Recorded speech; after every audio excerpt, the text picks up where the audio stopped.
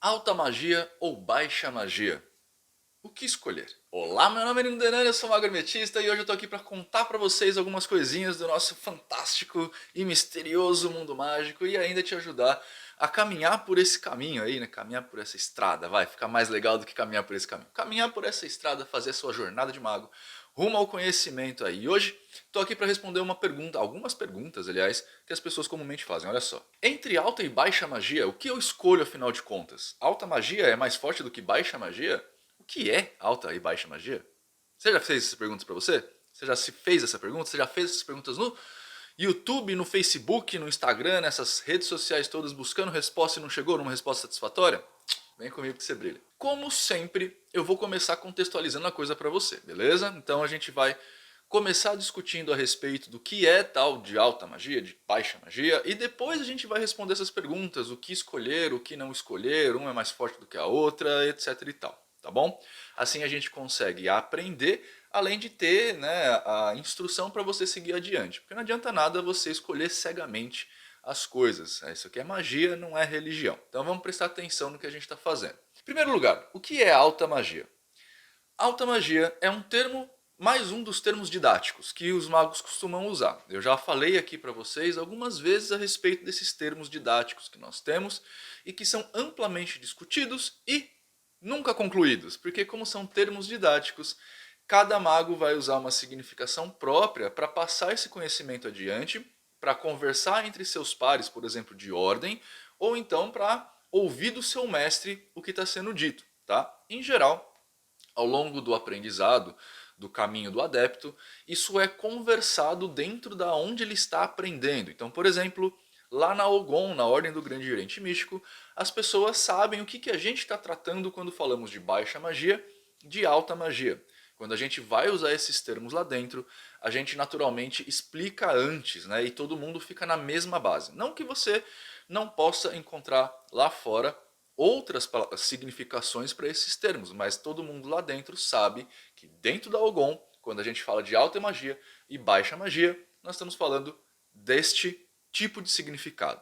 Eu vou dar para vocês alguns significados para você estar por dentro, e aí você tem que sempre entender que cada livro que você vai ler, Lifas Levi, Pape, cada um desses caras que você vai pegar com um significado diferente, beleza? Então vamos lá. O primeiro dos significados da diferença entre alta magia e baixa magia tem a ver com quem que você está falando. Vocês precisam lembrar que antigamente, muito antigamente, lá pela Idade Média, o começo do Iluminismo, a magia era feita única e exclusivamente, pelo menos era estudada única e exclusivamente, a partir da conexão, da conversa e do uso de entidades metafísicas. Né?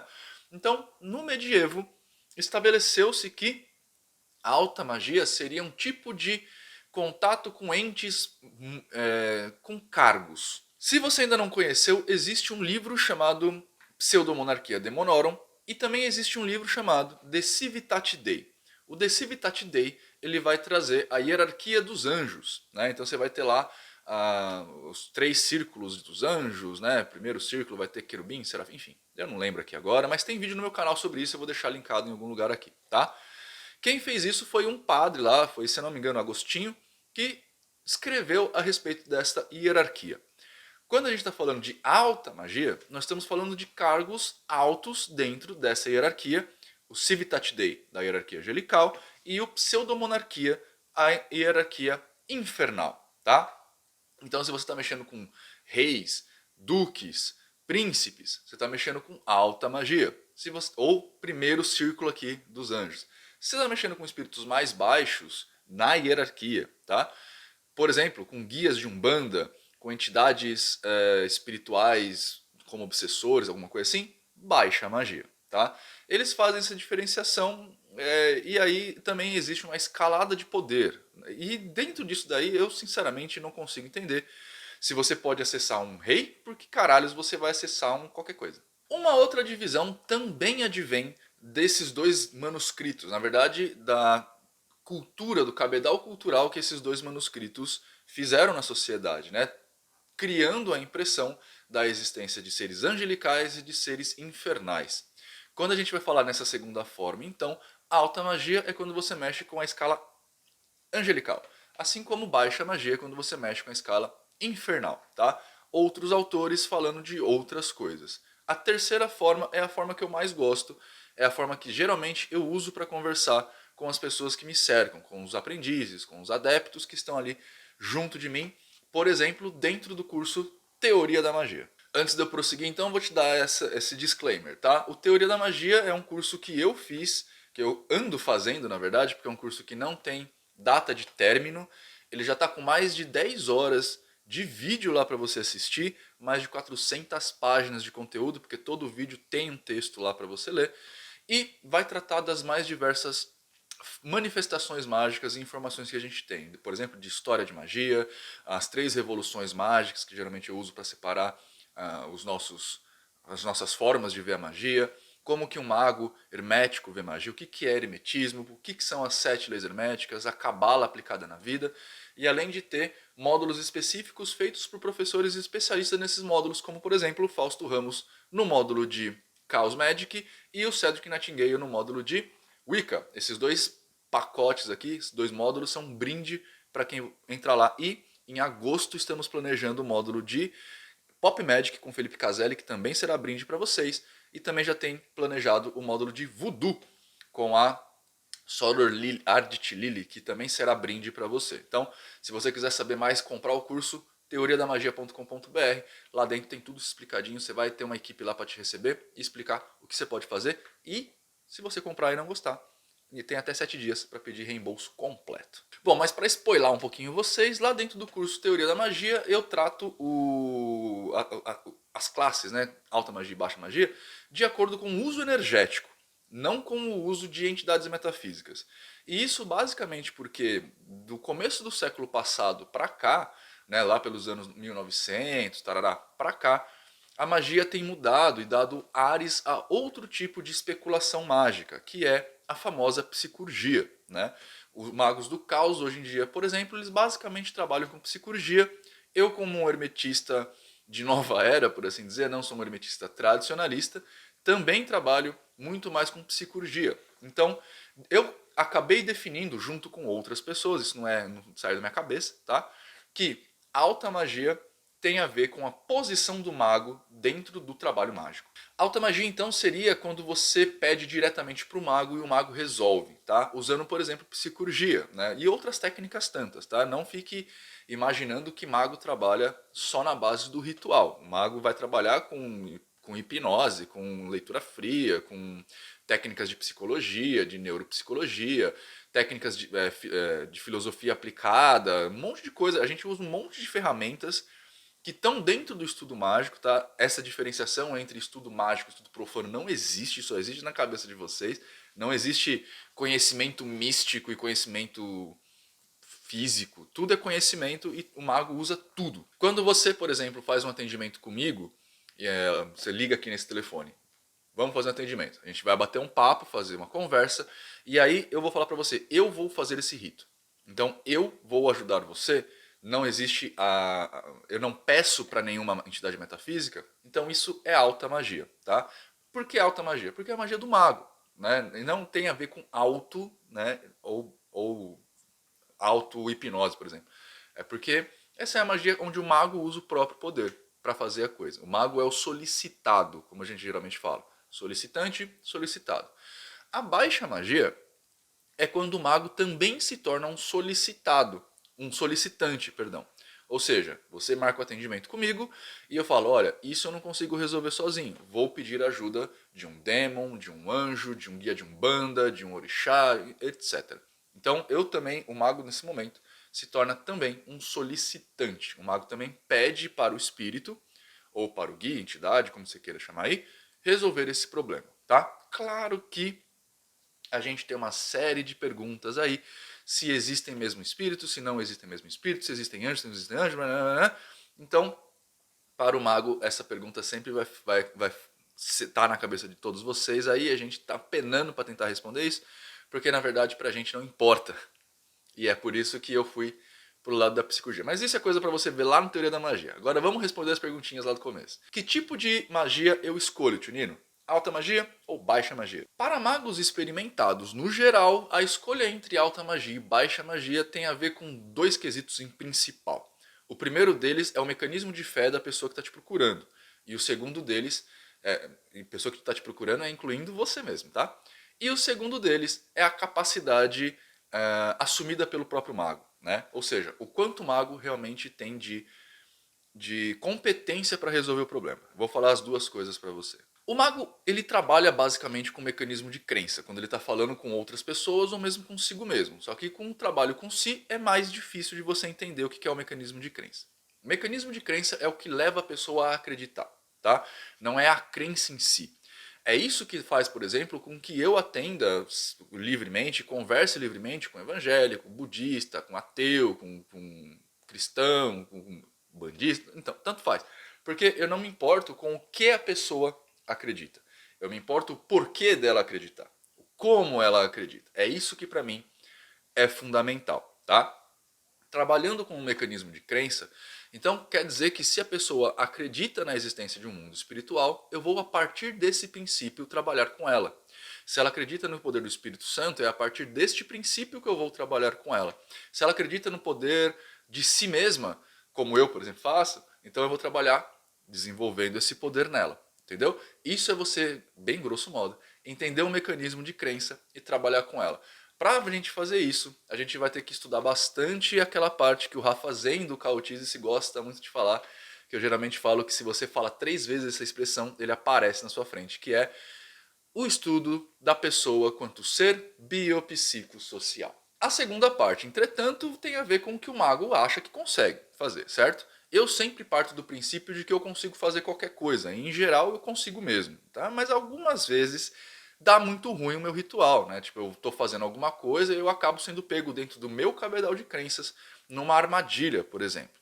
Nesse momento, eu preciso saber que eu sou inferior àquele propósito em particular, eu não sou forte o suficiente, e aí eu chamo ajuda externa. Nesse chamar ajuda externa, eu estou fazendo, mudando da alta magia que eu queria fazer para uma baixa magia.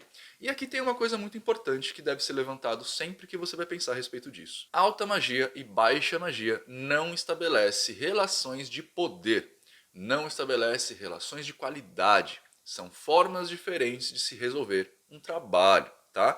Basicamente, é como se você tivesse um martelo X e um martelo da marca Y, tá? Um martelo da marca X e um martelo da marca Y. Você tem que pregar um prego. E é isso que você tem que fazer. Se você escolhe o martelo X ou o martelo Y, vai mais do que o cabo cabe melhor na sua mão, o peso está mais adequado a você, mas não quer dizer que um é mais poderoso do que o outro, tá? Os dois servem para abrir um crânio, se for o caso. Baixa magia e alta magia não estabelecem para o mago poder de relação de poder. Estabelece só forma de trabalho. Se você vai trabalhar chamando um duque ou se você vai trabalhar chamando um guia, tanto faz desde que o objetivo se cumpra. E eu sei que isso é muito perigoso hoje em dia, porque tá todo mundo meio que tocando foda-se, para falar bem sinceramente com vocês, e querendo que tudo seja resolvido no mais típico criança mimada chorando no mercado. Este comportamento é típico desta geração, tá? É claro que não são todos aqui que são mimados, né? Eu sei que vai aparecer alguém aqui falando, mas nem todos. Que nem quando você fala que homem é um potencial estuprador e fala, nem todos, né? Mas a grande situação é que a gente está tratando com uma geração que tem problemas que não são os problemas que a minha geração tinha, né? Ou tem ainda. A gente está lidando com uma série de novos outros problemas, basicamente criados pela minha geração, né? Essa geração que está chegando agora, geralmente ela é muito mais imediatista. Isso não sou eu que estou falando, tá, gente? Isso é estudo biopsicossocial. É uma geração muito mais carente, muito mais imediatista, que tem muito mais ligação com seus próprios sentimentos a despeito do sentimento alheio. Então ela não está preparada por ser mimada, né, a tomar um não. Então você vê o número de pessoas procurando amarração aumentando pra caramba, porque elas não gostam de tomar um não, elas não querem sofrer com o amor. Tem gente que me procura para esquecer do passado, tem uns pedidos assim malucos. Mas enfim, quando a gente está falando de pessoas mais nesse espectro, eu quero tudo do meu jeito, resolvido do jeito que eu acho, não quero sofrer, não quero passar por provações, não quero nada disso. Você também vê pessoas tentando lidar com entidades ou com formas de magia que trazem uma perspectiva para ela de poderio. Então está muito comum hoje em dia você ver as demonolatrias crescendo, né? A despeito do cristianismo, aliás, por conta do cristianismo, na verdade, um dia a gente fala sobre isso, a demonolatria tem crescido bastante. não só a demonolatria, como as vertentes de mão esquerda, que são voltadas para trabalhos de estudo com demônio, e é muito mais porque essas coisas parecem ser poderosas, parecem ser diabólicas, parecem ser não sei o que lá, e na verdade é só um jeito de você cristianizar o demônio. Por conta disso, as pessoas tendem a procurar as coisas mais poderosas. Então você não vê ninguém mexendo com um espírito qualquer coisa. Todo mundo vai mexer com Lilith, com Satã, com Beelzebub, com Belfegor.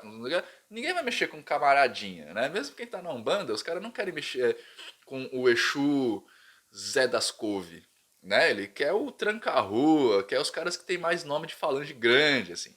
Exatamente por essa necessidade de ter sua coisa cumprida. As pessoas esqueceram que para você ter uma vida mais ampla, uma vida mais gostosa, mais confortável, mais legal, você precisa de sofrimento em alguns pontos para que você aprenda com esse sofrimento e não repita o erro.